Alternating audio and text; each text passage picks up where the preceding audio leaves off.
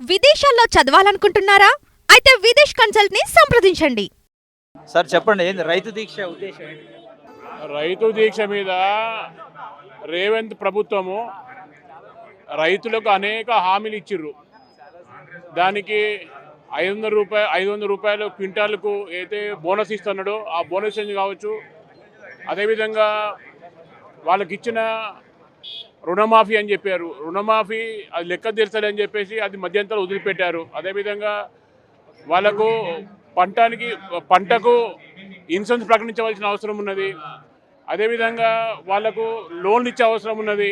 అదేవిధంగా వాళ్ళకు పంటకు గతంలో కేసీఆర్ ప్రభుత్వం అంటే చెట్టు గుట్టకు కూడా వాళ్ళకు ప్రతి ఎకరానికి కూడా వాళ్ళకు పెట్టుబడి కింద ఇచ్చడం జరిగింది.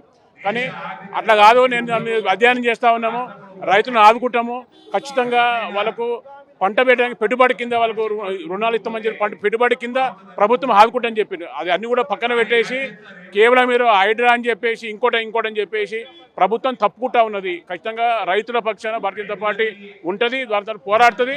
రైతు రాజైనప్పుడే, రైతు సుభిక్షం ఉన్నప్పుడే దేశం ముందుకు పోతుంది. కాబట్టి రైతులను కాపాడుకోవడం కోసం వాళ్ళకి అన్ని విధాల ప్రభుత్వాన్ని నిలదీయడం కోసం ప్రభుత్వాన్ని మెడలు వంచి రైతుకు రావాల్సిన ప్రభుత్వం ఇచ్చిన హామీలను నెరవేర్చుకోవడం కోసం భారతీయ పార్టీ కట్టుబడి ఉన్నది.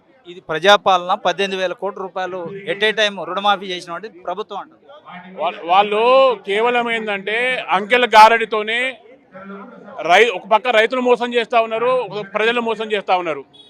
పూర్తిగా ప్రభుత్వము ఏం చేస్తుందంటే కేవలం ఏంటంటే ఏదైతే మీడియాలో ఏది అలజడి కావాలనో లేనిపోని విషయాలను తీసుకొచ్చేసి, ఇందాక చెప్పానుగా, మొన్నటిదాకా టెలిఫోన్ స్కామ్ అన్నారు, అంతకుముందు కాళేశ్వరం స్కామ్ అన్నారు.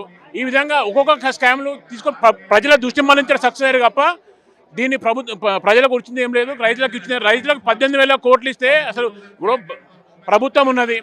ఏ బ్యాంకులో రైతు రుణాలు తీసుకున్నారు, ఎంత రుణం తీసుకున్నారని ప్రభుత్వానికి లెక్కలు ఉంటాయి. కానీ లెక్కలు ప్రభుత్వంపై కూడా మేము ఎంక్వైరీ చేస్తాము, దాని సర్వే చేస్తున్నాము, రైతులు వచ్చిన దరఖాస్తు పెట్టుకోరని చెప్పడం అనేది అక్కడే కనబడతా ఉంది. ఏదైతే ప్రభుత్వము కావాలని తప్పించుకొని చూస్తుంది. కాబట్టి దీన్నే భారతీయ జనతా పార్టీ ఎండగడతా ఉన్నది. రైతుల పక్షాన ఖచ్చితంగా పోరాడతాం. రైతుల న్యాయం జరిగే వరకు ఈ పోరాటం ఆగదు. Thank you.